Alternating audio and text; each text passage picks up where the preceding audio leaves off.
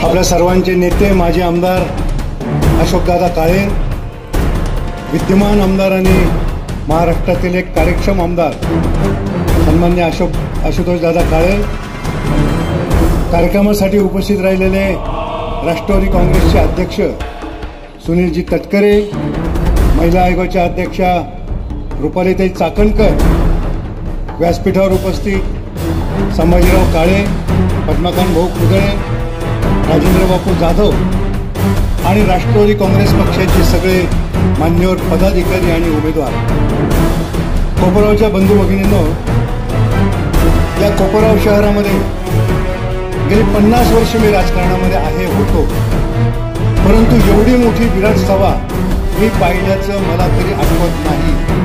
आंबेडकर पुतळ्यापासून अहिंसा स्तंभापर्यंत जी गर्दी असते ती सभा यशस्वी झाली आणि ती सभा विजयाची असते असं समजलं जातं.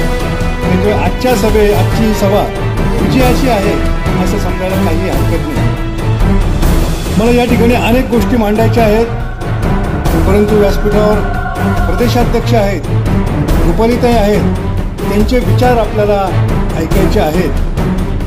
मी फक्त सुनीलजी तटकरे साहेब यांना आभार यासाठी मानतो की मी अनेक वर्ष राजकारणापासून बाहेर असताना सुद्धा आपण मला राष्ट्रवादी काँग्रेस पक्षामध्ये सामावून घेतलं. आपल्या राज्याचे उपमुख्यमंत्री आणि अर्थमंत्री अजितदादा पवार यांनी मला बोलवून घेतलं पुण्यामध्ये आणि त्यांनी मला आदेश दिला की काका, तुम्ही सहकारी पतसंस्था चळवळीत काम करता, तुमच्याकडे सहकाराचं जे व्हिजन आहे तसंच व्हिजन तुम्ही कोपराव शहराकरता वापरा. एक व्हिजन डॉक्युमेंट तयार करा कोपरावचं आणि आशुतोष दादांच्या नेतृत्वाखाली तुम्ही माझ्याकडे या, पाहिजे तेवढा मी निधी देईल, पैतीला अजिबात कमी पडणार नाही. आणि माझी उमेदवारी जेव्हापासून जाहीर झाली तेव्हापासून राष्ट्रवादी काँग्रेस पक्षात इन्कमिंग एवढ्या मोठ्या प्रमाणावर वाढलं आणि आजच्या विजयाची सभा ही त्याच्यावर शिक्कामोर्तब करणारी ठरणार आहे याबाबत मला काहीही शंका नाही. आणि मित्रांनो, विरोधकांच्या पायाखालची वाळू सरकलेली आहे, विरोधक घाबरलेले आहेत. याचा आत्ताच एक बातमी माझ्याकडे आली की त्यांनी माझ्या उमेदवाराच्या विरोधात न्यायालयात सुद्धा नावा दाखल केलेला आहे. जेव्हा समोरचे उमेदवार घाबरतात त्याची प्रत सुद्धा आशुतोष दादांकडे आलेली आहे. म्हणजे जनतेच्या मनातून मी आहे, जनतेच्या मनातून मला उतरवता येत नाही म्हणून काहीतरी कुटाळक्या करून ते आता कोर्टामध्ये गेलेले आहेत. त्यांच्या दाव्यामध्ये कुठलंही तथ्य नाही आणि त्यांनी आत्तापर्यंत जे काही काम केलेलं आहे, आशुतोष दादांनी जो काही निधी आणलेला आहे त्या प्रत्येक कामामध्ये खोडा घालण्याचं काम केलेलं आहे, न्यायालयात जाण्याचं काम केलेलं आहे.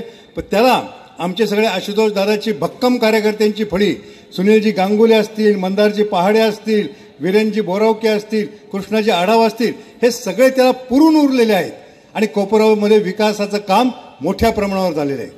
अनेकदा विचारलं जातं 3000 कोटी रुपयाचा निधी कुठे गेला. मित्रांनो, माझ्यासमोर एक माहितीपत्रक आहे. 3000 कोटी रुपयाचा निधी कुठे गेला याचं उत्तर आम्ही तुम्हाला या पत्रकातून दिलेलं आहे. आणि खोटं बोल पण रेटून बोल हीच त्यांची नीती आहे. इसाप नीतीसारखी त्यांची नीती आहे. ही पद्मकांत भाऊ आपण गेले अनेक वर्ष अनुभवलेली आहे. तर या इसाप नीतीला आपण हाणून पाडायचं आहे. माझ्याकडे बोलण्यासारखे अनेक विषय आहेत, परंतु आशुतोष दादा बोलणार आहेत, तटकरे साहेब बोलणार आहेत, रुपालीताई बोलणार आहेत. त्याच्यामुळे ज्या ज्या वेळी कॉर्नर सभा होतील त्यावेळी त्या कॉर्नर सभेमध्ये मी माझं मनोगत निश्चितपणे व्यक्त करील. परंतु कोपरावकरांना एकच विनंती करतो, यापुढे माझ्या आयुष्यातला एकच ध्यास कोपरावचा विकास.